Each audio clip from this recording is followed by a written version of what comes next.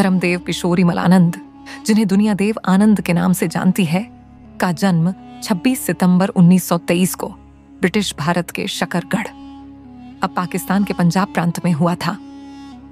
उनके पिता किशोरीमल आनंद एक प्रतिष्ठित वकील थे और उनके परिवार में शिक्षा और प्रगतिशील सोच का वातावरण था। देवानंद 4 भाई बहनों में से एक थे। उनके बड़े भाई चेतन आनंद और छोटे भाई विजय आनंद दोनों बाद में फिल्म इंडस्ट्री के प्रसिद्ध निर्देशक बने। चेतन आनंद ने नीचा नगर जैसी फिल्मों से कला फिल्में बनाई, वहीं विजय आनंद ने गाइड और तेरे मेरे सपने जैसी क्लासिक फिल्में डायरेक्ट की। देवानंद ने अपनी प्रारंभिक शिक्षा पंजाब के गुरदासपुर में ली और फिर लाहौर के गवर्नमेंट कॉलेज से अंग्रेजी साहित्य में स्नातक BA की डिग्री प्राप्त की। पढ़ाई के दौरान ही उन्होंने थिएटर और नाटक में रुचि लेना शुरू किया। 1943 में जब भारत में स्वतंत्रता संग्राम चल रहा था, देवानंद अपने सपनों को लेकर मुंबई पहुंचे। शुरुआती दिनों में उन्हें जीवनयापन के लिए 20 रुपए प्रति माह की नौकरी करनी पड़ी। उन्होंने मिलिट्री से जुड़े एक कार्यालय में क्लर्क की नौकरी की, लेकिन उनका दिल अभिनय में रमता था। 1946 में उन्हें पहला ब्रेक प्रभात फिल्म कंपनी की फिल्म हम एक हैं से मिला। हालांकि फिल्म कुछ खास नहीं चली, लेकिन देव आनंद की मुस्कान और चार्म ने इंडस्ट्री का ध्यान खींचा। बड़ा ब्रेक, जिद्दी।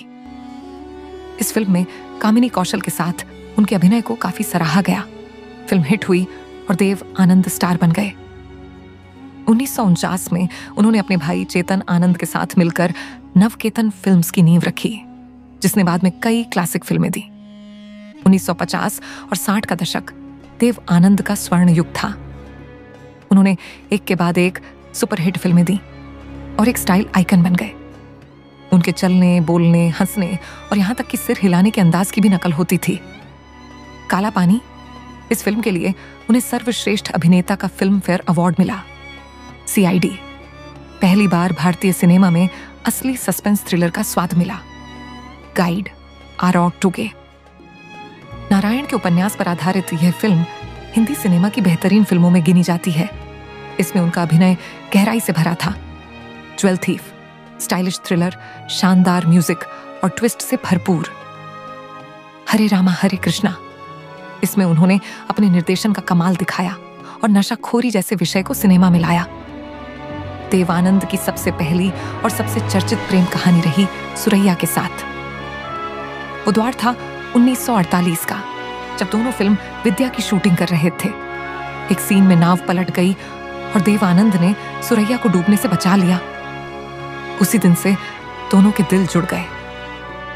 दोनों एक दूसरे को खत लिखते थे, फोन पर घंटों बात करते थे। देवानंद ने एक बार सुरैया को 7,000 रुपए की अंगूठी के साथ प्रपोज किया था। सुरैया भी उन्हें बेहद चाहती थी। दोनों की फिल्में शायर, आफरीन, नीलकमल, 2 सितारे, विद्या रोमांस से भरी होती थी, क्योंकि असल जिंदगी का प्यार पर्दे पर भी झलकता था। सुरैया की दादी इस रिश्ते के खिलाफ थी। उन्हें देव का हिंदू होना मंजूर नहीं था। दादी ने सुरैया पर कड़ा पहरा लगा दिया और एक दिन दोनों का रिश्ता टूट गया। सुरैया ने जीवन भर शादी नहीं की। वे हर साल उस अंगूठी को देखती और देव को याद करती। देव आनंद ने भी माना कि सुरैया से जुदाई उनके जीवन का सबसे बड़ा दर्द था। कल्पना कार्तिक, असल नाम मोना सिन्हा, से देव आनंद की मुलाकात फिल्म पाजी 1951 के सेट पर हुई। धीरे धीरे दोनों के बीच नजदीकियां बढ़ी और एक दिन शूटिंग के दौरान ब्रेक में दोनों ने गुपचुप शादी कर ली। शादी की किसी को खबर नहीं थी। फिल्म टैक्सी ड्राइवर की शूटिंग चल रही थी, तभी सेट से कुछ देर बाहर निकलकर उन्होंने एक सादगी भरा विवाह कर लिया। उन्हें एक बेटा हुआ, सुनील आनंद। कल्पना ने शादी के बाद एक्टिंग से दूरी बना ली और पारिवारिक जीवन में रम गई। 1971 में देवानंद ने फिल्म हरे रामा हरे कृष्णा बनाई, जिसमें उन्होंने जीनत अमान को लॉन्च किया। जीनत उस वक्त नई थी और देवानंद 40 पार के हो चुके थे, लेकिन दोनों के बीच एक आकर्षण था जो धीरे धीरे चर्चा का विषय बन गया।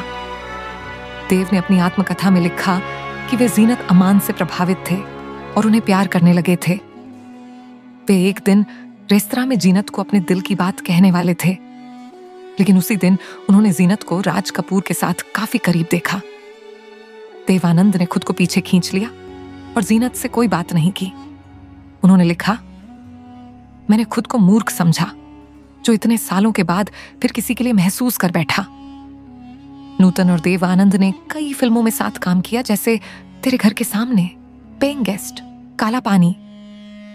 उनके बीच बेहतरीन केमिस्ट्री थी, लेकिन कोई ठोस प्रमाण नहीं कि उनके बीच रोमांस था।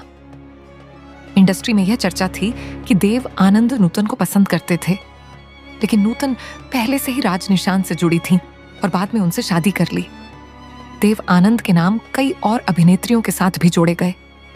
कुछ चर्चाएं थीं, कुछ अफवाहें, कुछ सच्चाई। वहीदा रहमान देव के बहुत करीब रहीं, पर कोई पुष्टि नहीं कि रोमांस था।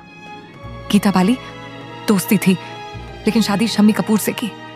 वैजयंतीमाला कुछ समय तक लिंकअप की खबरें थीं, लेकिन कोई गंभीर संबंध नहीं। देव आनंद मोहब्बत में तेज थे, ईमानदार, बिंदास और दिल से सोचने वाले। वो जब किसी को पसंद करते तो उसका ख्याल रखते, प्रोत्साहित करते और जिंदगी में आगे बढ़ने में मदद करते।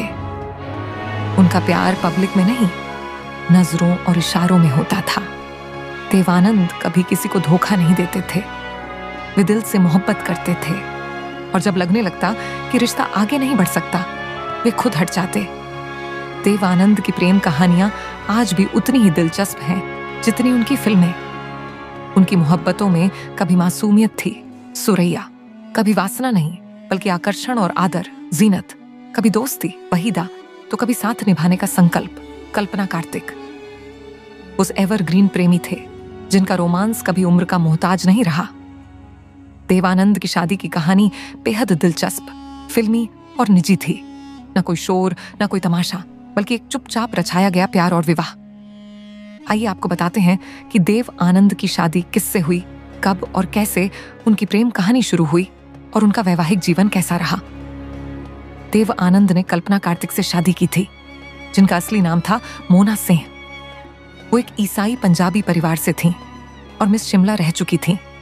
उनका फिल्मी नाम कल्पना कार्तिक चेतन आनंद ने ही रखा था। देव आनंद की मुलाकात कल्पना कार्तिक से पहली बार 1951 में फिल्म बाजी के सेट पर हुई। ये फिल्म नवकेतन बैनर के तहत बन रही थी और इसका निर्देशन गुरुदत्त कर रहे थे।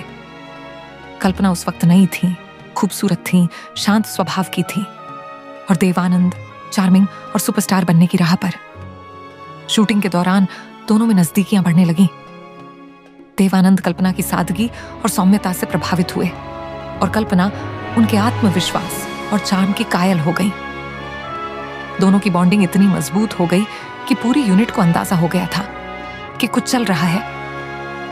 1954 में फिल्म टैक्सी ड्राइवर की शूटिंग के दौरान दोनों ने एक ब्रेक में चुपचाप शादी कर ली। ना कोई तामझाम, ना शोरगुल, सिर्फ 2 गवाह, और उन्होंने शादी कर ली। शादी के तुरंत बाद शूटिंग फिर शुरू हो गई। फिल्म भी सुपरहिट रही। देव आनंद उस वक्त बहुत बड़े स्टार थे और वो नहीं चाहते थे कि शादी की खबर से उनका रोमांटिक हीरो वाला इमेज प्रभावित हो। कल्पना भी शांत स्वभाव की थी और लाइमलाइट से दूर रहना पसंद करती थी। देव आनंद अंतिम समय तक फिल्मों से जुड़े रहे। 2011 में उन्होंने अपनी आखिरी फिल्म चार्जशीट बनाई, जिसमें सामाजिक मुद्दों को उठाया गया था। 3 दिसंबर 2011 को लंदन में दिल का दौरा पड़ने से उनका निधन हुआ। उस समय वे 88 वर्ष के थे और अगली फिल्म की योजना बना रहे थे। पद्म भूषण 2001 भारत सरकार द्वारा, दादा साहेब फाल्के पुरस्कार 2002 भारतीय सिनेमा का सर्वोच्च सम्मान, Filmfare lifetime achievement award. Dev Anand केवल एक अभिनेता नहीं थे, वे एक युग थे। उनकी फिल्में, अंदाज, रोमांस और जीवंतता आज भी लोगों के दिलों में जिंदा हैं। वे एवरग्रीन थे, तो दोस्तों एवरग्रीन रहेंगे। ये थी रोमांस के बादशाह, स्टाइल आइकन और लाखों दिलों पर राज करने वाले देव आनंद साहब की मोहब्बत और शादी की वो कहानी जो जितनी सच्ची थी उतनी ही फिल्मी भी। अगर आपको ये कहानी दिल से छू गई हो तो एक लाइक जरूर करिए, क्योंकि हर लाइक एक सलाम है उस अधूरी मोहब्बत को जो अमर हो गई। कमेंट करके बताइए कि आपको देव साहब की किस प्रेम कहानी ने सबसे ज्यादा छू लिया। और हाँ, ऐसे ही सुनहरे किस्सों के लिए चैनल को सब्सक्राइब करना मत भूलिए, क्योंकि हमारी अगली कहानी किसी और लेजेंड की जिंदगी का अनकहा पन्ना खोलने वाली है।